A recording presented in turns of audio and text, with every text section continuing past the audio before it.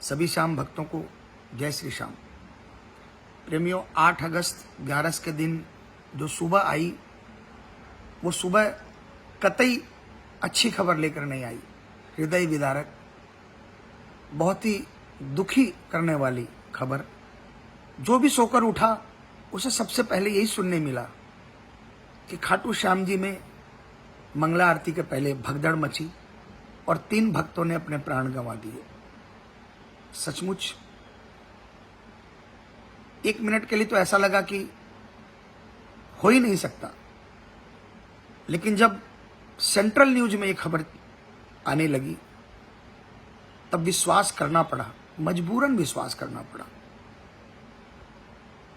वो दुख तो था ही, मैं समझता हूं श्याम जगत ही नहीं, चूंकि सेंट्रल न्यूज में ये खबर आई थी इसलिए पूरे भारतवर्ष को ये खबर सुनकर बहुत बड़ी चोट और बहुत बड़ा आघात लगा। इससे पहले कि इस खबर का दर्द अभी मिटा नहीं था कि मीडिया के माध्यम से फेसबुक, व्हाट्सएप, इलेक्ट्रॉनिक मीडिया नहीं बल्कि हमारा अपना बनाया हुआ मीडिया, जिसकी सत्यता पर कतई विश्वास नहीं किया जा सकता, जो फेसबुक कभी किसी स्टार को मार देता है,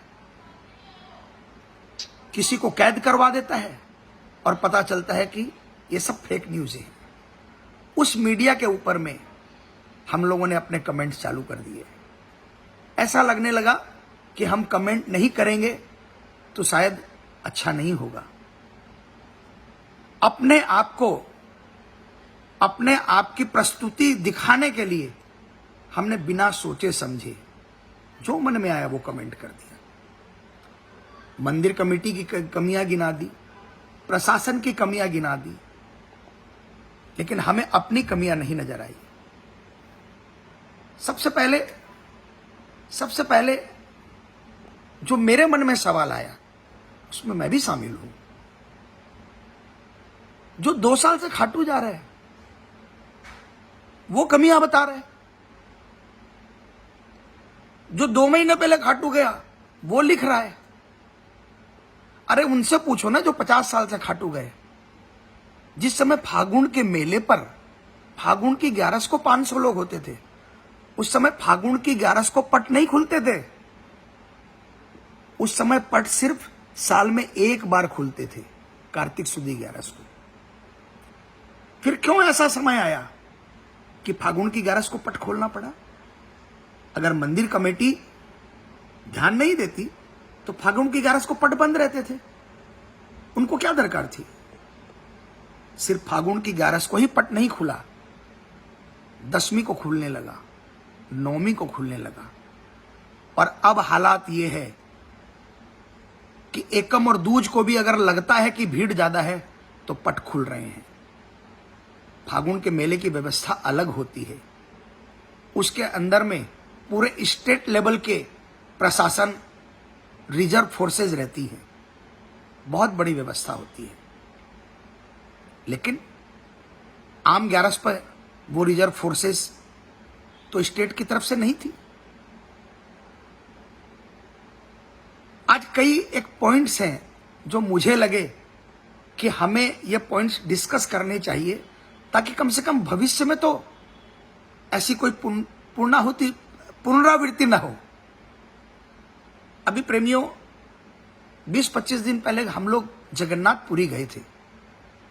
हम लोग जब जगन्नाथपुरी में मंदिर में दर्शन करने गए तो वहां के पंडे ने हमें बताया कि अभी 2 घंटे बाद अगर आप मंदिर में प्रवेश करोगे तो अभी जो आपको 25 फुट से दर्शन हो रहे हैं, भीड़ कम जाएगी और आपको शायद 10-12 फुट से दर्शन हो जाए।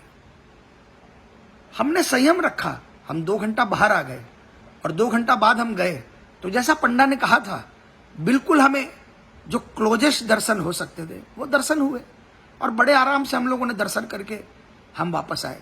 चूंकि हम पूरी 2 दिन के लिए गए थे, हमारे पास समय था। प्रेमियों, पहले मंदिर के अंदर में प्रसाद चढ़ता था, भीड़ कम होती थी, प्रसाद लगता था।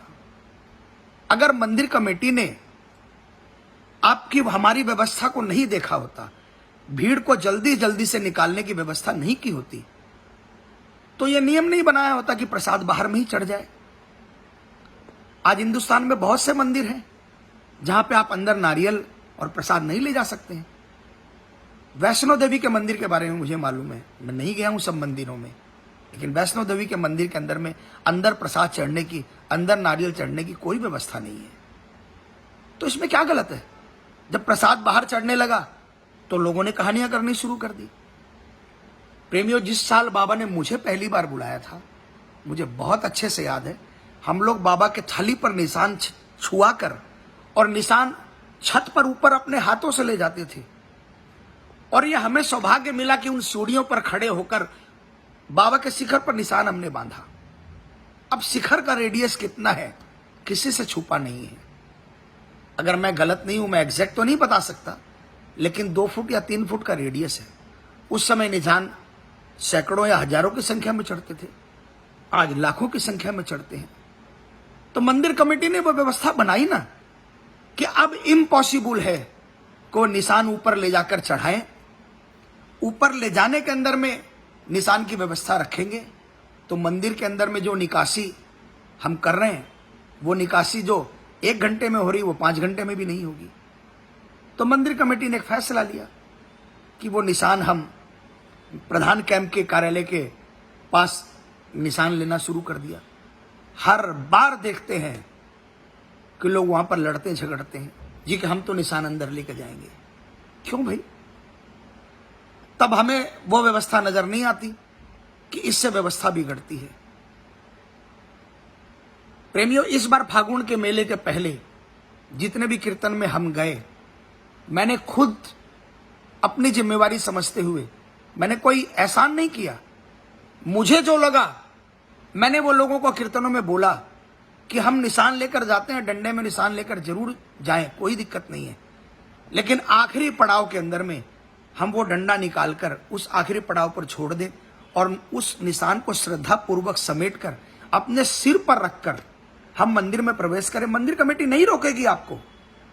मंदिर कमेटी को निशान के डंडे से प्रॉब्लम थी, क्योंकि डंडा इतना बड़ा होता है जो कि ले आने में प्रॉब्लम थी। हम निशान लेकर सिर पर लेकर गए, हमें किसी ने नहीं रोका। हमने अनाउंसमेंट किया कि जहां भी हम लास्ट बाबा के दर्शन करते हैं, वहां पर जो गुल्लक रखा है, हम उस निशान को वहीं सटाकर बाबा को बोल दे, बाबा आपकी जैसी व्यवस्था, ये निशान अर्पण कर लो। ऐसा नहीं है कि शिखर पर लहराएगा तो ही हमारा निशान अर्पित होगा।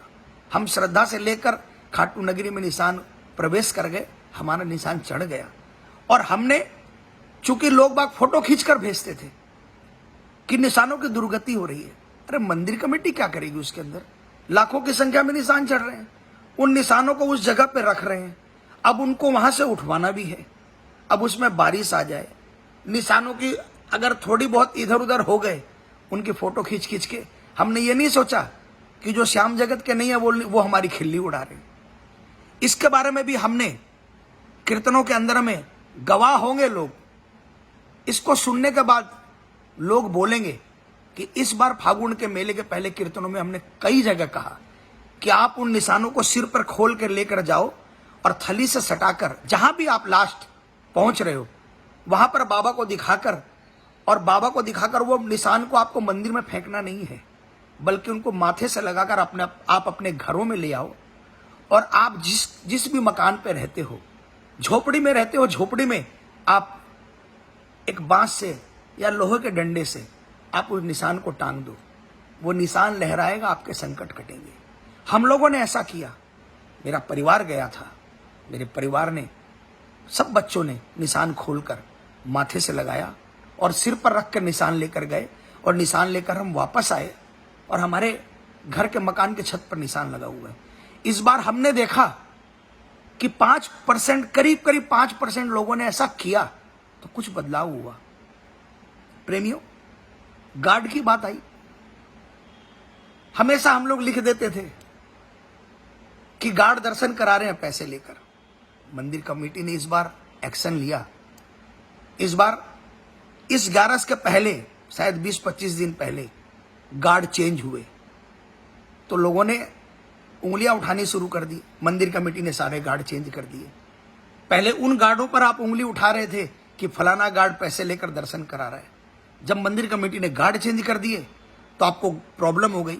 क्यों भाई, हमें क्यों प्रॉब्लम हो सकती है?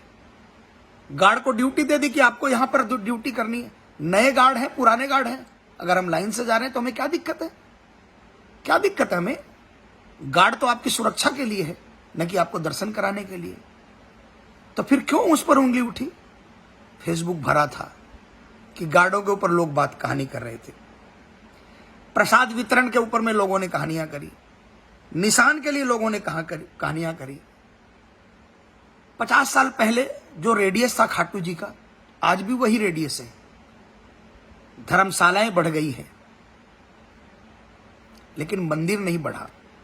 लेकिन इस लॉकडाउन के अंदर में अगर मंदिर कमेटी ने इस लॉकडाउन के अंदर में अगर जो चबूतरे थे दोनों तरफ, उनको तोड़कर इतना बड़ा शेड बनाया, इतनी बड़ी जगह बनाई। पहले एंट्री के 2 ही जरिए थे, एक फ्रंट से और एक गोपीनाथ मंदिर की तरफ से छोटी सीढ़ी का, वो भी निकलने का था, सॉरी, और एक हनुमान जी की गेट के तरफ से निकलने का था। 2 ही एग्जिट पॉइंट थे। लेकिन क्या आपको पता है कि इस लॉकडाउन का कमेटी ने उपयोग किया? अगर उन्होंने प्रयास नहीं किया होता, चबूतरे क्यों तुड़वाए? किसके लिए तुड़वाए? हमारे लिए। 4 लाइन फ्रंट से और इधर से जो गोपीनाथ जी का चबूतरे से कितनी लाइनें जा रही हैं और कितने एग्जिट हैं। हनुमान जी की तरफ से जो एग्जिट निकल रहा है, प्लस प्राचीन मंदिर जो था वो मंदिर हैंडओवर हुआ, वो जगह को चौड़ा करके वहां से लाइनें निकलवाई। प्रयास किया ना। जो आज जो जितने लोग दर्शन कर रहे हैं, जो भीड़ लॉकडाउन के बाद से अचानक बढ़ी है, अगर ये व्यवस्था नहीं होती तो समझ लो ये हादसा बहुत पहले हो जाता। किसने करवाया? एग्जिट प्लान अगर नहीं बढ़ा होता तो। लेकिन अगर आप काम चल रहा है उसको रोककर काम कर रहे हैं तो भी हमें तकलीफ है। हम लोग जब लाइन में खड़े होते हैं ना, तो हम व्यवस्था पर उंगली उठाते हैं कि एग्जिट सही नहीं है, निकासी सही नहीं हो रही है। क्यों? क्योंकि हमें लाइन में टाइम लग रहा है, हमें उतावली है कि हमें जल्दी से दर्शन हो, और हमने ब्लेम कर दिया कि निकासी सही नहीं हो रही है।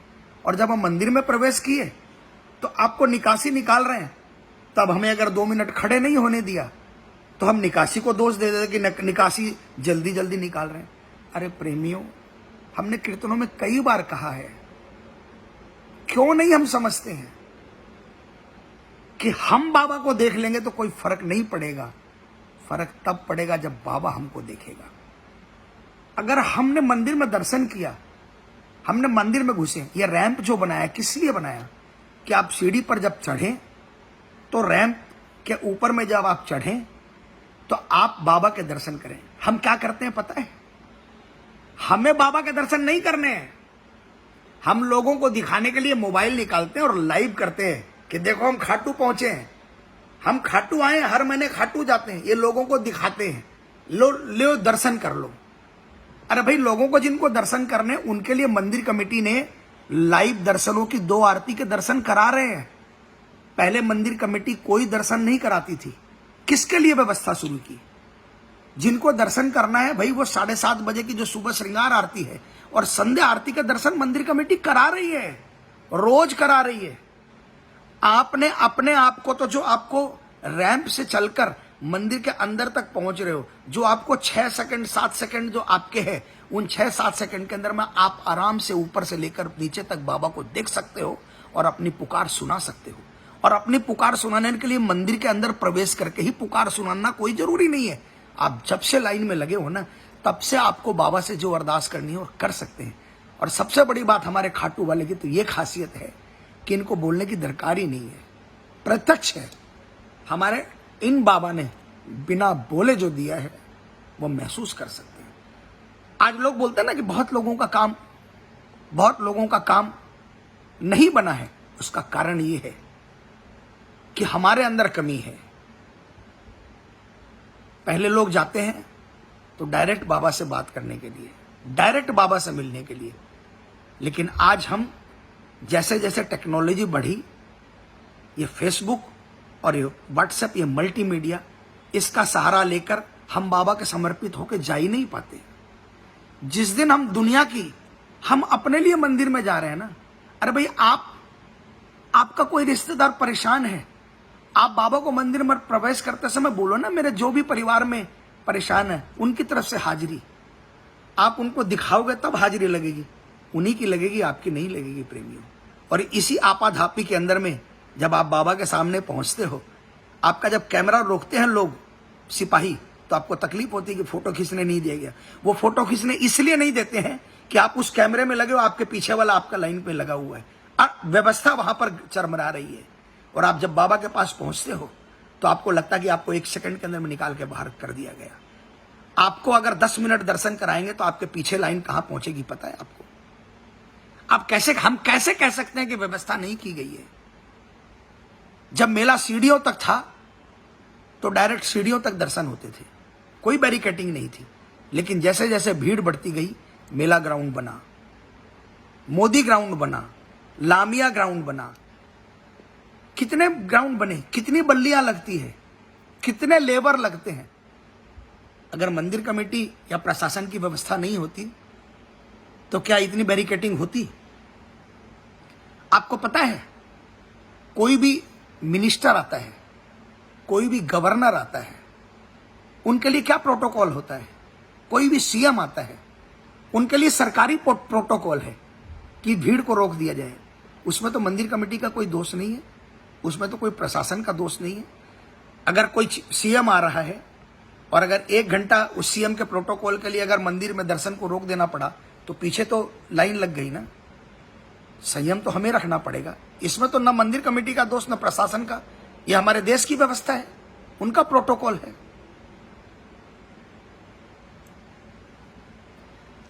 कैपेसिटी खाटू गांव की उतनी है, भीड़ बढ़ रही है। आज अगर हम कोई फंक्शन में जाते हैं, किसी ने बुलाया 200 लोगों को, उसने खाने की व्यवस्था करी है 300 लोगों की, और अगर आ जाएंगे 1000 लोग तो उसमें बेचारा ऑर्गेनाइजर का क्या दोष है? आज श्रृंगार हर फागुन मेले के अंदर में मंदिर को सजाया जाता है, किस लिए? कि भक्तों की आस्था है कि हमारा बाबा सुंदर से सुंदर दिखे। कि व्यवस्था कौन करता है? भक्तों के माध्यम से मंदिर कमेटी ही तो करती है ना व्यवस्था। प्रेमियों, हमें सुझाव देने चाहिए। यह जरूरी नहीं है कि कोई पढ़ा लिखा आदमी ही सुझाव देगा। जो नहीं भी पढ़ा लिखा होता है उसके सुझाव भी कभी कभी ऐसे होते हैं कि बहुत बड़ी व्यवस्था बना देते हैं। आज भी हमारे हिंदुस्तान के कॉरपोरेट हाउस के अंदर में ऐसे ऐसे डायरेक्टर हैं जो शायद साइन करना नहीं जानते, लेकिन जिनकी फैक्ट्रियों के बदले, जिनकी इंडस्ट्रीज के बदले हिंदुस्तान को बहुत बड़ा रेवेन्यू मिलता है। इसलिए सुझाव, अच्छे सुझाव और अच्छा तरीका देना कोई गलत नहीं है, लेकिन गलत भाषा में दोषारोपण करना किसी के ऊपर में भी, किसी भक्त पर, किसी कमेटी पर, किसी प्रशासन पर, यह हमारे श्याम परिवार की, हमारे श्याम जगत की पूरी दुनिया में जगह साई है। प्रेमियों, कल हम लोग ट्रेन में थे, आज सुबह 10 बजे हम पहुंचे, और जब शाम को ये खबर आई कि मंदिर कमेटी के 5 पदाधिकारियों को हिरासत में लिया गया, तो सचमुच में लगा कि ये मैसेज श्याम परिवार के लिए अच्छा नहीं है। पूरे हिंदुस्तान के अंदर में आज राजस्थान की और पूरे श्याम परिवार की बदनामी हुई है। हो सकता है कोई कमी रह गई हो, लेकिन मैं नहीं समझता कि कोई इंसान कभी भी यह चाहेगा कि किसी इंसान की क्षति हो जाए। अरे भगवान ने इंसान तो बनाया और उसके अंदर एक दिल दिया। आज सड़क चलते अगर कोई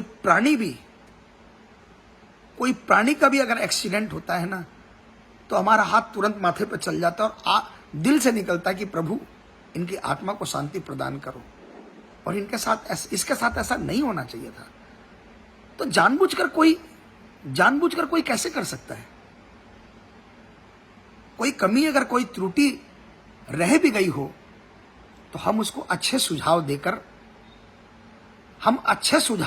कंधा से कंधा मिला सकते हैं। लेकिन हाथ जोड़कर निवेदन, जो अनर्गल लिख रहे हैं, इस मिस हैपनिंग को अपनी टीआरपी में बदलने की कोशिश कर रहे हैं, वो आप श्याम परिवार का भला नहीं कर रहे हो, आप श्याम जगत का भला नहीं कर रहे हो, बल्कि श्याम जगत की हंसी उड़वा रहे हो।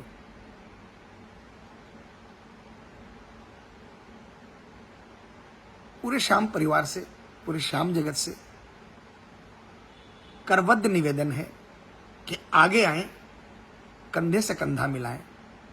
प्रेमियों, आज अगर 11 के दिन इतनी भीड़ होती है, छोटे छोटे गोदियों को, बच्चों को लेकर आप भीड़ में जा रहे हो, क्यों जा रहे हो? आपको नहीं मालूम कि अगर आप 1 साल के बच्चे को गोदी में लेकर जा रहे हो तो आप क्या दर्शन करोगे? कोई भी गलत मिसहैपनिंग हो सकती है। अब आप बोलोगे कि बच्चे को कहां छोड़कर जाए, तो आप उन दिनों में आइए ना जिन दिनों में हो सकता है छीड़ मिले। आप आज एक बुजुर्ग को व्हील चेयर पर लेकर आ रहे हो 11 के दिन में, और आप मंदिर कमेटी को प्रेशर कर रहे हो कि मुझे व्हील चेयर पर दर्शन कराए। क्यों व्हील चेयर वाले को आप 11 के दिन लेकर के आ रहे हो? किसने कहा है कि व्हील चेयर पे आप दर्शन कराने के लिए 11 पे लेके आ रहे हो? आज एक व्हील चेयर को दर्शन कराने के लिए अगर 10 मिनट खराब होते हैं तो 10 मिनट कितनी लंबी कतारें लग रही है। क्या सोमवार के दिन आप आओगे तो व्हील चेयर वाले को बाबा का दर्शन नहीं होंगे? क्या बाबा की कृपा नहीं होगी? आप अपनी व्यवस्था से आ रहे हो कि संडे को छुट्टी है या 11 का दिन हम जाएंगे तो इतने लोगों से मुलाकात होगी, हमारे एंटरटेनमेंट होगा तो हम चले जाएं। आपने अपनी व्यवस्था देख ली, अपनी व्यवस्था से आपने भीड़ कर दी और ठिकरा हमने मंदिर कमेटी पे फोड़ दिया। उस अपने में मैं भी हूं। अगर मैं अनर्गल भीड़ मंदिर में कर रहा हूं, अगर मैं अनर्गल मंदिर में भीड़ कर रहा हूं तो मैं दोषी हूं। अगर मैंने एक बार दर्शन किए हैं और अपने रुतबे का फायदा उठाकर अगर मैं 4 बार मंदिर में दर्शन करने के लिए जा रहा हूं तो मैं दोषी हूं। हाँ, बहुत से लोग इसमें अपनी शान समझते हैं कि हमने मंगला आरती ली है, हमें अंदर खड़ा होने का सौभाग्य प्राप्त हो रहा है। वो लोग फोटो खींच के लोगों को भेज रहे हैं। दोषी वो है जो लोगों को दिखा रहे हैं कि हमें तो रोज मंगला मिलती है। हमें नहीं अधिकार है मंदिर कमेटी पर, प्रशासन पर या किसी भी पर्सनल व्यक्ति पर इस व्यवस्था को लेकर उंगली उठाने का। हम यदि कुछ कर नहीं सकते, हम यदि कुछ पॉजिटिव कर नहीं सकते, तो हमें नहीं अधिकार है अपने श्याम परिवार के, अपने श्याम मंदिर की, अपने श्याम बाबा का मजाक उड़ाने का पूरे हिंदुस्तान के अंदर में। क्योंकि आज हमारा श्याम बाबा किसी एक जाति विशेष का देव नहीं है। आज हमारा श्याम बाबा सिर्फ राजस्थान का देव नहीं है। आज हमारा श्याम बाबा सिर्फ हिंदुस्तान का देव नहीं है। आज हमारा श्याम बाबा विदेशों का भी देव है। अमेरिका में भी श्याम भक्त हैं और हमसे ज्यादा सेंसिटिव हैं और हमसे ज्यादा जिम्मेवार हैं। जो वो बातें करते हैं उनसे लगता है। ऐसा मैसेज हमें नहीं देना चाहिए फेसबुक और व्हाट्सएप के माध्यम से कि लोग खाटू आने से कतराएं। मैंने अपने भाव रखे हैं, मुझे नहीं मालूम, मैं नहीं अपने भावों को सही बता रहा हूं। ये मैंने अपने भाव और अपने विचार लगे हैं। इनमें से जो अच्छा लगे वो आप रख लें और जो नहीं अच्छा लगे आप उस पर अमल नहीं करें। लेकिन हाथ जोड़कर एक ही निवेदन, हाथ जोड़कर कम से कम हमारे बाबा के लिए, हमारे बाबा के मंदिर की व्यवस्था के लिए कोई ऐसा कमेंट ना करें जो नया जुड़ रहा है या जो श्याम परिवार के नहीं है, जो श्याम जगत के नहीं है, जिनकी आंखों में खटक रहा है कि क्यों बाबा श्याम का प्रचार हो रहा है इतना, उनको 4 बातें करने का मौका मिले। करवद्य निवेदन, एक छोटे से नाचीज की, मैं ना कोई भक्त, न मैं अपने आप को बाबा का प्रेमी मानता हूं, हम तो दास भी नहीं हैं, हम तो बाबा की कृपा पात्र वो नालायक हैं जिन्होंने कुछ भी नहीं किया बाबा के लिए, लेकिन जिसके लिए बाबा ने सब कुछ किया। हाथ जोड़कर आप लोग कहते हो ना कि आपके भजन से हमें प्रेरणा मिली, जो सचमुच में जिनको भजनों से प्रेरणा मिली है, ये मैसेज सिर्फ उनके लिए है कि प्लीज प्लीज और प्लीज फेसबुक को कमियां गिनाने का साधन मत बनाइए। फेसबुक में अच्छाइयों का साधन बनाइए। फेसबुक से हमें एक मिसाल कायम करनी चाहिए कि हमारा श्याम परिवार क्या है, हमारा श्याम जगत क्या है, श्याम भक्त क्या है और श्याम प्रेमी क्या है। हर इंसान में कमी है, लेकिन फेसबुक कमियों के लिए नहीं है। हाथ जोड़कर निवेदन, कुछ गलत कहा हो क्षमा प्रार्थी हूं। जय श्री श्याम।